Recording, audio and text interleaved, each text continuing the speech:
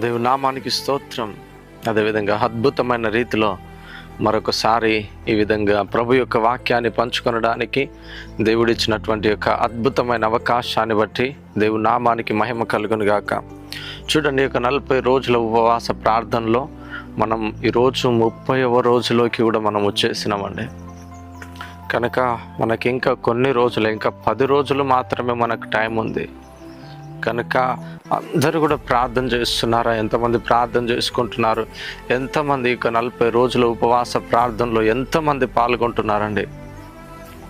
చూద్దాం. ప్రతిరోజు వాక్యం ద్వారా దేవుడు మన జీవితాలను సరిచేస్తూ వస్తున్నప్పటికీ దేవునికి మన జీవితాలను ఇస్తుంటున్నామా? దేవునికి మన జీవితాలను అంగీకారంగా మనం చేస్తున్నామా? చూద్దాం, వాక్యం చదువుకుందాం. ఈరోజు కీర్తనల గ్రంథం 37వ కీర్తన 4 నుంచి 5 వచనాల వరకు చదువుకుందాం. యెహోవాను బట్టి సంతోషించుము, ఆయన నీ హృదయ వాంఛలను తీర్చును. నీ మార్గము యెహోవాకు అప్పగింపుము, నీవు ఆయనను నమ్ముకొనుము, ఆయన నీ కార్యము నెరవేర్చును. దేవుని నామానికి మహిమ కలుగును గాక. చూడండి, ఈరోజు నువ్వు దేవుని యందు సంతోషించినట్లయితే నీకుంటున్న బాధలను బట్టి, నీకుంటున్న వ్యతిరేకతలను బట్టి ఎప్పుడు నీ యొక్క ముఖము దిగాలుగా ఉంటుందేమో, ఎప్పుడు దుఃఖముఖుగా నువ్వు ఉంటున్నావేమో. కానీ ఈరోజు దేవుడు అంటున్నాడు, యెహోవాను బట్టి సంతోషించుము, ఆయన నీ హృదయ వాంఛలను తీర్చును. చూడండి, నువ్వు ఏ సమస్య చేత నువ్వు బాధపడుతున్నావో ఆయన అంటున్నాడు, నీ మార్గమును యెహోవాకు అప్పగింపుము, నీవు ఆయనను నమ్ముకొనుము, ఆయన నీ కార్యము నెరవేర్చును. నీ మార్గం ఏ విధంగా ఉండాలి అని అంటే ఆయనదై ఉండాలి. నువ్వు వెళ్తున్నప్పుడు నువ్వు ఆయన మార్గంలో నువ్వు నడుస్తున్న వ్యక్తిగా నువ్వు ఉండాలి. చూడండి, టోటల్గా మీ యొక్క జీవితాలను దేవునికి సమర్పించేసేయండి.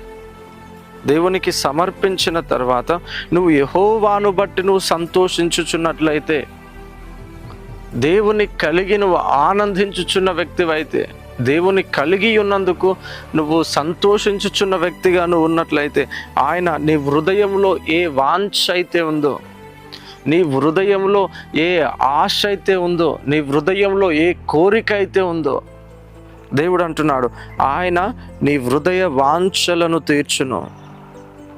ఎస్, నీ మార్గము యెహోవాకు అప్పగింపుము, నీవు ఆయన నమ్ముకొనుము, ఆయన నీ కార్యము నెరవేర్చును. ఎప్పుడు దేవుడు మీ యొక్క కార్యములను నెరవేరుస్తాడంటండి? నీ మార్గము దేవునికి అప్పగించినప్పుడు. నువ్వు వెళ్తున్న మార్గం ఏ మార్గం అయి ఉంది అది? ఆయన అంటాడు కదా, నేనే మార్గమును, నేనే సత్యమును, నేనే జీవమునని. రోజు చూడండి, నీ మార్గం ఏ మార్గం అయి ఉంది? నీ మార్గాన్ని ఏ మార్గాన్ని నువ్వు ఎంచుకున్నావు? ఈ లోకంలో ఈ లోక సంబంధమైన మార్గమనేది, లేదంటే దేవుడు బోధించిన యేసుక్రీస్తు ప్రభు చెప్పిన ఆ మార్గంలో నువ్వు ఉంటున్నావా? అయితే నువ్వు వెళ్తున్న ఆ యొక్క పరిస్థితులను దేవునికి అప్పగించు. నువ్వు వెళ్తున్న ఆ యొక్క నీ మార్గమును దేవునికి అప్పగించు. నీవు ఆయనను నమ్ముకో, నువ్వు ఆయన మీద ఆధారపడడం ప్రారంభించు. ఆయన మార్గంలో నువ్వు నడుస్తున్నప్పుడు నువ్వు ఆయన మీద ఆధారపడడం ఎప్పుడైతే ప్రారంభిస్తావో ఖచ్చితంగా ఆయన నీ కార్యమును నెరవేరుస్తాడట. దేవుడి నామానికి మహిమ కలుగును గాక. హల్లెలూయా. కనుక ప్రతి విషయంలో మీరు దేవుని యందు సంతోషిస్తున్న వ్యక్తులుగా మీరు ఉండాలని దేవుడు ఆశపడుతున్నాడు. చూడండి, ఆయన అంటాడు కదా, ప్రభువునందు ఆనందించండి, మరలా చెప్పుచున్నాను, ప్రభువునందు ఆనందించండి అని దేవుని వాక్యం సెలవిస్తుంది. కనుక మీరు ప్రభువునందు ఆనందిస్తున్న వ్యక్తులుగా మీరు ఉండాలి. ఆమేన్. ప్రభువునందు ఆనందిస్తున్న వ్యక్తులుగా ఇక్కడ అంటున్నాడు, యెహోవాను బట్టి నువ్వు సంతోషించు, ఆయన నీకు కలిగి ఉన్న దాన్ని బట్టి నువ్వు సంతోషించినట్లయితే నీ హృదయంలో ఏ వాంఛ అయితే ఉందో, నీ హృదయంలో ఏ యొక్క కోరిక అయితే ఉంటుందో, నీ హృదయంలో ఏ ఆశ అయితే ఉంటుందో, నీ హృదయంలో నీకు ఉంటున్న ఏ అవసరం అయితే ఉంటుందో, ఆ యొక్క ప్రతి అవసరత నుంచి దేవుడు నిన్ను విడిపిస్తాడు. ప్రతి అవసరాన్ని దేవుడు తీరుస్తాడట. హల్లెలూయా. హల్లెలూయా.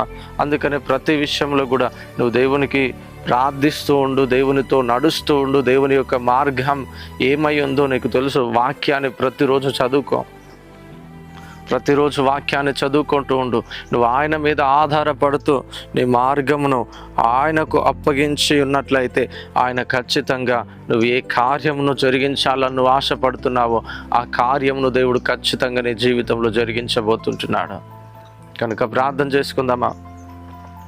పరిశుద్ధుడా, మహోన్నతుడా, మహాగణుడా, సర్వశక్తిమంతుడా, నాయన అద్భుతమైన రీతిలో తండ్రి, ఇదిగో నాయన ఈ యొక్క 40 రోజుల ఉపవాస ప్రార్థనలో తండ్రి, ఈ యొక్క 30వ రోజులోకి కూడా నాయనయ్య మీరు మమ్మల్ని తీసుకొచ్చినందుకే నీకు వందనాలు చెల్లిస్తూ వస్తున్నాను తండ్రి. ఇదిగో నాయన గడిచిన 29 రోజులు కూడా నాయనయ్య మీరు మమ్మల్ని కాచి కాపాడి నీ నామానికి మహిమకరంగా తండ్రి, ఇదిగో నాయన అనేక ప్రజలకు ఆశీర్వాదకరంగా నాయన ఈ 40 రోజుల ఉపవాస విజ్ఞాపన ప్రార్థనలు ఇదిగో నాయన నీ నామానికి మహిమకరంగా జరిగిస్తున్నందుకే నీకు వందనాలు. ఎంతమంది బిడ్డలు ఇదిగో నాయన ఈరోజు వాక్యం విన్నారో నాయన, ప్రతి ఒక్కరు తండ్రి ఇదిగో నాయన వారి యొక్క జీవితాలను సరిచేసుకొని నిన్ను వెంబడించే బిడ్డలుగా ప్రతి ఒక్క బిడ్డ ఉండునుగాకని ప్రార్థిస్తున్నాను. ప్రతి ఒక్కరు నీ యందు సంతోషించే బిడ్డలుగా ఉందురుగాకని ప్రార్థిస్తూ వస్తున్నాను తండ్రి. అటు నీ కృప, అటు నీ కాపుదల, నీ సన్నిధిని సమాధానం నిశ్చయంగా ప్రతి ఒక్కరిపై ప్రకటిస్తూ యేసు నామములో అడుగుచున్నాము తండ్రి, ఆమేన్. దేవుని నామానికి మహిమ కలుగును గాక. అదేవిధంగా మనం 30వ రోజులో కూడా వచ్చేస్తున్నామండి. ఇక 40 రోజుల ఉపవాస ప్రార్థనలలో ఎంతమంది 40 రోజుల ఉపవాస ప్రార్థన ముగింపు సభకు ఎంతమంది సిద్ధపడుతున్నారండి? ప్రతిరోజు ఎంతమంది లైవ్లో పాల్గొంటున్నారు? మార్నింగ్ 3 గంటలకే లైవ్ ప్రారంభమవుతుంది. ఈవినింగ్ 7కే లైవ్ ప్రారంభమవుతుంది. కింద కనిపించే నంబర్కు మీరు వాట్సాప్లో మీరు మెసేజ్ చేసినట్లయితే ప్రతిరోజు జరగబోయేటటువంటి ఆ యొక్క లైవ్ యొక్క లింక్ మీకు వస్తుంది. కనుక ఆ యొక్క లైవ్లో మీరు అందరూ కూడా పాల్గొనండి. ఇంకా కొన్ని రోజులు మాత్రమే ఉంది. మనం అందరం కలిసి ప్రభుని ఘనపరుస్తాం, అందరం కలిసి ప్రార్థన చేద్దాం. మన దేశం కొరకు, మన రాష్ట్రం కొరకు, మన అధికారుల కొరకు, మన ముఖ్యమంత్రుల కొరకు మనమందరూ కూడా ప్రార్థన చేద్దాం. మన దేశ సంరక్షణ కొరకు అందరం కూడా ప్రార్థన చేద్దాం. అనేక సంఘాల కొరకు మనం ప్రార్థన చేద్దాం. కనుక ప్రార్థనతో ముందు కొనసాగుదాం. ఖచ్చితంగా అందరూ కూడా పాల్గొనండి. ఇంకా పాస్టర్ విజేందర్ అనే యూట్యూబ్ ఛానల్ ఇంకా ఎవరైనా సబ్స్క్రైబ్ చేసుకోలేకపోయినట్లయితే ప్రతి ఒక్కరు కూడా సబ్స్క్రైబ్ చేసుకోనండి.